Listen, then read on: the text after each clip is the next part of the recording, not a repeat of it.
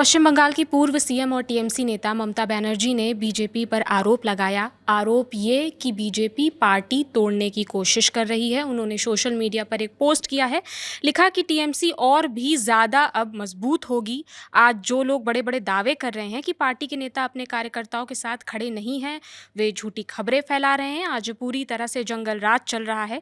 यहाँ तक कि हिटलर ने भी ऐसा काम नहीं किया था जो बीजेपी कर रही है। इस हालात को बयां करने के लिए अब कोई शब्द नहीं बचे हैं मेरे पास, क्योंकि जब भाषा ही कम पड़ जाए तो इसका मतलब है कि अत्याचार ने अपनी सारी हदें पार कर दी हैं।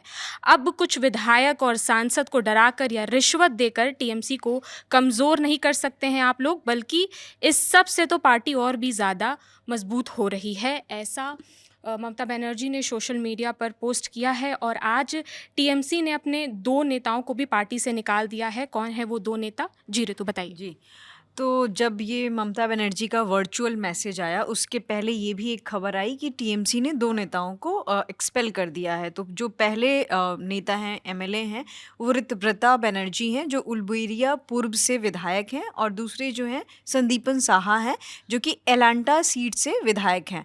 इन दोनों को इसलिए एक्सपेल किया गया है, टीएमसी ने एक लेटर जारी किया है। उस लेटर पे उन्होंने बोला है कि ये एंटी पार्टी एक्टिविटीज़ में शामिल हो रहे थे और कुछ ऐसे इनके बयान थे जो पार्टी लाइन से फिक्स नहीं हो पा रहे थे, तो इस वजह से वो एंटी पार्टी एक्टिविटीज़ की वजह से उन्हें वहाँ से निष्कासित कर दिया गया। तो basically they are not part of TMC now.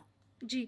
और इसके अलावा आज टीएमसी नेता अभिषेक बनर्जी के घर पर भी सीआईडी पहुंची थी। क्या है ये मामला? जी, टीएमसी नेता के घर पे जो अभिषेक बनर्जी, उनके घर पे आज दूसरी बार सीआईडी पहुंची थी। पहली बार सैटरडे को पहुंची थी, और उस दिन इसके पीछे ये मामला ये है कि जो शोभन देव भट्टाचार्य जी हैं, जो कि लीडर ऑफ ऑपोजिशन हैं वेस्ट बंगाल असेंबली में, तो उन पे ये आरोप है, टीएमसी पार्टी के ऊपर ये आरोप है कि जो साइन किए गए थे, क्योंकि लीडर ऑफ अपोजिशन को एक्सेप्ट करने के लिए सिग्नेचर्स चाहिए होते हैं, तो जो सिग्नेचर्स दिए गए हैं वो सिग्नेचर्स फॉर्ज्ड हैं, मतलब कि जाली सिग्नेचर्स सबमिट किए गए हैं। और इसी के आरोप में उनके घर गई थी सीआईडी, जिन्हें प्रेजेंट होना था, लेकिन उन्होंने ये चीज़ कहा कि उनकी तबीयत ठीक नहीं है, बिकॉज सोनारपुर वाले इंसिडेंट्स के बाद से उनकी तबीयत ख़राब है, जिस वजह से उन्होंने 15 दिन का सीआईडी से टाइम मांगा है।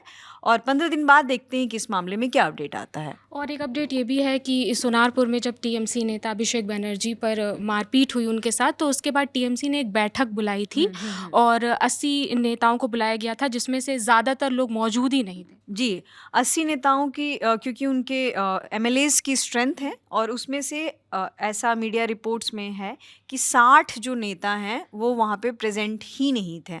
तो इस वजह से जो ममता बनर्जी का अभी वर्चुअल मैसेज आया है, वो इसकी झलक उसमें देखने को मिल रही है कि हमारे नेताओं को डराया धमकाया जा रहा है, उनको रिश्वत दे के अपनी ओर खींचने की कोशिश की जा रही है। हालांकि उन्होंने किसी पार्टी का नाम तो नहीं लिया है, लेकिन संदेश उनका पूरा क्लियर है कि किस पार्टी को ये पूरा मैसेज इंगित किया गया है। हालांकि नेताओं के एब्सेंसी पर सफाई भी आई थी। उनका ये कहना था कि अभिषेक बनर्जी के साथ जो ग्राउंड पर हुआ, उसके बाद प्रोटेस्ट कर रहे हैं, वो ग्राउंड लेवल पर हैं, इसलिए वो मीटिंग पर टाइमली नहीं पहुंच पाए थे। ऐसा टीएमसी नेताओं की तरफ से सफाई आई थी। और प्रोटेस्ट की अब बात की जाए तो ममता बनर्जी भी प्रोटेस्ट की तैयारी करी और वो परमिशन मांग रही थी कि कोलकाता में परमिशन मिल जाए, लेकिन बीजेपी ने उसे भी डिनाई कर दिया। जी, 2 जून को उन्होंने परमिशन मांगा था कोलकाता पुलिस से कि 2 जून को उन्हें रोशमोनी रोड है, जो कि कलकत्ता में है, वहाँ पर उन्हें प्रोटेस्ट करना था। उसके पीछे 2 कारण थे। एक तो जो पार्टी नेताओं के ऊपर जो अटैक किया गया है, उसमें अभिषेक बनर्जी पहले नंबर पे, कल्याण बनर्जी पे भी अटैक की खबरें आई थी, और दूसरा